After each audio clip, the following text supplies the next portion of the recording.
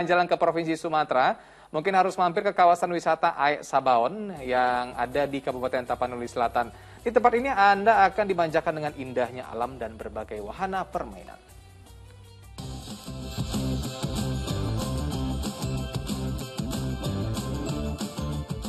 Memasuki akhir pekan, kawasan wisata Aek Sabaon di Tapanuli Selatan, Sumatera Utara diramaikan wisatawan. Lokasinya berada 400 km dari kota Medan atau membutuhkan waktu tempuh sekitar 12 jam perjalanan darat. Namun jika ditempuh dengan naik pesawat, hanya memerlukan waktu 50 menit saja. Di sini pengunjung dimanjakan dengan berbagai wahana permainan, taman bermain hingga indahnya pemandangan alam. Tak sedikit yang memanfaatkannya untuk bersuah foto. Tak hanya anak muda, para lansia juga banyak yang berlibur ke Aek Sabaon ini loh. Udara bagus, jalan kemari sudah bagus. Tidak merasa jauh. Harga terjangkau oleh masyarakat. Untuk menyegarkan pikiran-pikiran yang ini karena kita udah tua perlu ini refreshing ya, biar tetap muda, awet muda. Jika biasanya terdapat 10.000 wisatawan setiap bulannya, namun di masa pandemi jumlah pengunjung Aek Sabaon turun hingga 60%.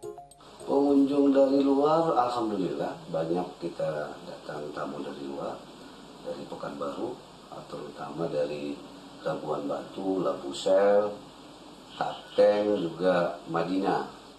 Untuk berwisata ke Aek Sabaon, pengunjung cukup merogoh kocek sebesar Rp15.000. Harga makanan dan minuman yang disajikan juga relatif terjangkau. Dohar Franklin Sianipar melaporkan dari Tapanuli Selatan, Sumatera Utara. Wih, weekend gini saatnya kita liburan Ustaz ya. Mungkin Ustaz Muklis juga sudah punya rencana berlibur di akhir pekan ini ya.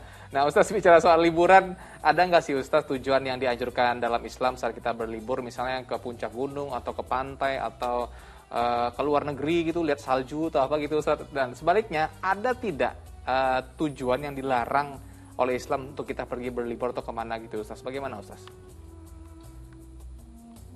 Berwisata di dalam Islam itu sangat dianjurkan ya. Dan tujuannya itu bisa bermacam-macam.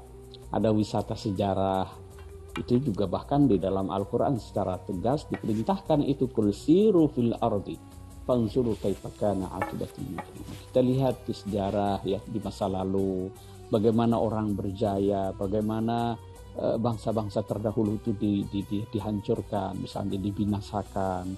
Itu diperintahkan oleh agama. Kemudian wisata yang bertujuan untuk melepas kepenatan ya, refreshing seperti dikatakan Ibu tadi, itu juga sangat dianjurkan supaya setelah itu kita bisa lebih bersemangat lagi dalam bekerja, dalam beribadah, dalam mempersembahkan kerja-kerja positif ya bagi keluarga kita, bagi masyarakat kita, itu sangat dianjurkan ya. Seperti halnya kita juga dalam sehari itu kan disediakan waktu untuk tidur ya, untuk mengembalikan tenaga dan pikiran kita ya. Sama halnya orang melakukan wisata itu ya, tujuannya. Jadi tergantung niatnya. Kalau kita berwisata itu niatnya untuk mengembalikan semangat kita agar lebih baik bekerja dan beribadah, itu akan berpahala.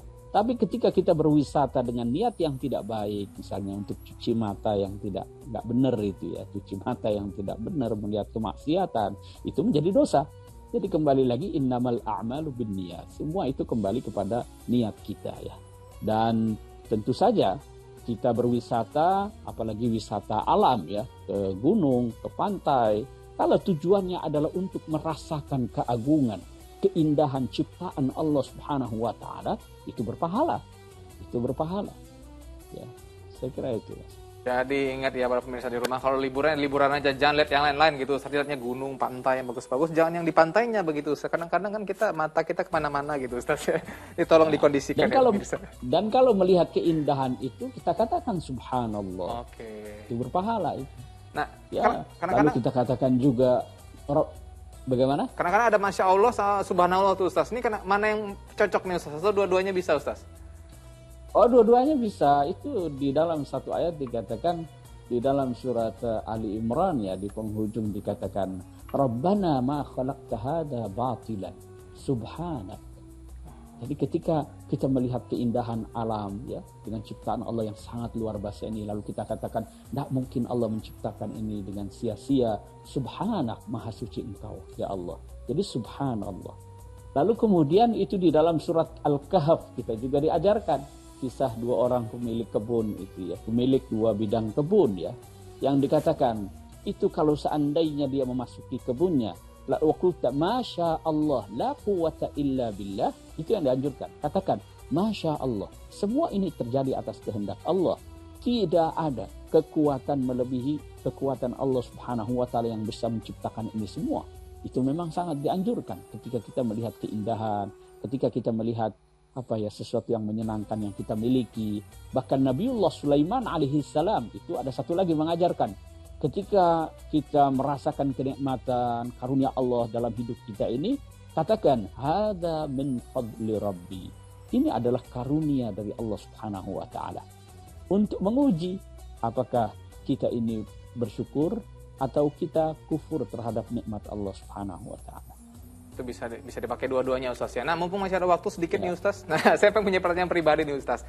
Jadi banyak tempat wisata di Indonesia, mau itu pantai maupun gunung nih sering Ustaz, didekatkan dengan hal-hal mistis nih Ustaz. Nggak boleh pakai baju hijau misalnya, nggak boleh pakai baju merah, atau nggak boleh berisik. Udah enak, gunung kan udah enak-enak gitu Ustaz ya, pemandangannya enak segala macam, datanglah cerita ada pasar setan lah atau apa segala macam. Nah, ini gimana Ustaz menyikapinya dengan hal ini? Itu mitos-mitos yang tidak benar. Mitos. Itu ya. Tidak ada yang namanya sial itu ya. Itu bahkan termasuk dalam kategori tiarah yang tidak dibenarkan oleh agama itu. Dulu bangsa Arab itu kalau mau melakukan sesuatu itu melihatnya dari ada yang namanya burung ya. Kalau burung itu terbang ke kanan, oh ini pertanda baik. Kalau dia terbangnya ke kiri, jangan keluar. Itu nanti sial itu. Tidak boleh bergantung pada hal-hal yang begitu itu ya. Misalnya kita ke sebuah tempat, Anda harus melakukan ini, itu, dan lain sebagainya. Tidak ada. Semua adalah ciptaan makhluk Allah Subhanahu wa taala, dan tidak ada kekuatan di balik itu melebihi kekuatan Allah Subhanahu wa taala.